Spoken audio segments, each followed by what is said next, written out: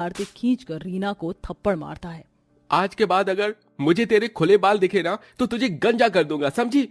गिट्टी कहीं की बोझ बन गई है आप। अपने भाई के इस बर्ताव से रीना घुट घुट कर रोती है।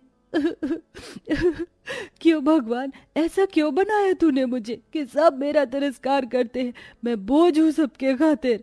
हे भगवान, मेरी बच्ची की जिंदगी में सुख लिखा भी है तूने कि नहीं? ऐसा तुझे दिखता नहीं उसका दुख।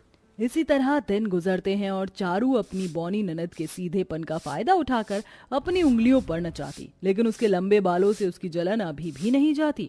खुद को शीशे में देखते हुए चारू कहती है, उस बौनी के बाल इतने लंबे हैं और मेरे बाल घोड़े की पूंछ की तरह, मुझे भी बाल लंबे करने हैं। इसी होड़ में वो तरह तरह के तेल शैम्पू लगाने लगती है, जबकि रीना अपने हाथों से तेल और शैम्पू खुद गुड़हल रीठा से बना कर लगाती थी। अक्सर दूसरों से जलन और बैर में हम अपना नुकसान कर लेते हैं और यही चारू के संग में भी होता है। उसके बाल बढ़ने की बजाय तेजी से झड़ने लगते हैं। हे भगवान, ये क्या हो रहा है? मेरे बाल तो झड़ रहे हैं, सर का स्केल भी दिख रहा है। तभी कमरे में रीना आ जाती है। भाभी, आपके सर के बाल पहले से भी ज्यादा हल्के हो गए, आप कुछ लगा रही हैं?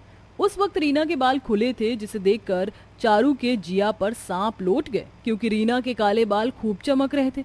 चारू ने गुस्से में उसके बाल नोच लिए। 3 फुट की बौनी, जब देखो अपने बाल दिखा दिखा कर मेरा जिया जलाती रहती है। आज मैं तेरे लंबे बालों का किस्सा ही खत्म कर दूंगी। बौनी तो तू है ही, अब गंजी तुझे कर दूंगी। भाभी, आप क्या कर रही है? छोड़ दीजिए मेरे बाल। अगर आपने मेरे बाल काट दिए तो मैं जी नहीं पाऊंगी। मेरे पास इसके सिवा और कुछ भी नहीं है। चारू कैंची उठाकर रीना के बाल पर चलाने वाली होती है, तभी कुंती आ जाती है और अपनी बेटी को इस तरह से मचलते देखकर वह बहू को दूर करती है। बहू, तेरी हिम्मत कैसे हुई मेरी बेटी के बाल काटने की?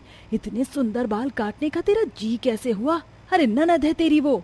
ये बौनी मेरी ननद नहीं है, इसके इतने लंबे बाल मेरे दिल में आग लगाते हैं। जिसे देखो इसके बाल की बातें करता है, किसी को भी इसकी कमी नहीं दिखती है। तो ये नाटी, मैं इसके बाल काट दूंगी। अच्छा हुआ जो तेरी सच्चाई मेरे सामने आ गई। तेरे दिल में मेरी बेटी के लिए इतना जहर भरा हुआ है। सारी गलती मेरी है जो मैंने पहले अपनी बेटी को दुत्कारा। अगर मैंने इसको इज्जत दी होती तो तेरी इतनी हिम्मत नहीं बढ़ती। बेटी, तू मुझे माफ कर दे और तू निकल जा मेरे घर से। नहीं माँ, कार्तिक भैया भाभी से बहुत प्यार करते हैं, उन्हें जाने के लिए मत कहिए। हम सब इंसान हैं, एक दूसरे से जलन की भावना आ ही जाती है। इसमें दोष भाभी का भी नहीं है। अक्सर हम दूसरों में जो खूबी देखते हैं वह अपने में पाना चाहते हैं। बौनी ननद की बातें चारू का दिल भी पिघला देती हैं। वह अपने किए पर पछताते हुए माफी मांगती है। मुझे माफ कर देना ननद जी, मैं हमेशा तुम्हारे लंबे बालों से चलती रही, मगर ये नहीं देखा कि तुम्हारे हाइट की वजह से तुमने कितना सहा भी है। और आखिर में बौनी ननद को एक भरा पूरा परिवार मिल जाता है और सब खुशी खुशी रहने लगते हैं। अक्सर इंसान दूसरे से जलन में अपने अंदर की खूबसूरती को भूलकर बस कमी ही देखता और ढूंढता है, जिस वजह से वह एक अच्छा व्यक्तित्व भी खो देता है।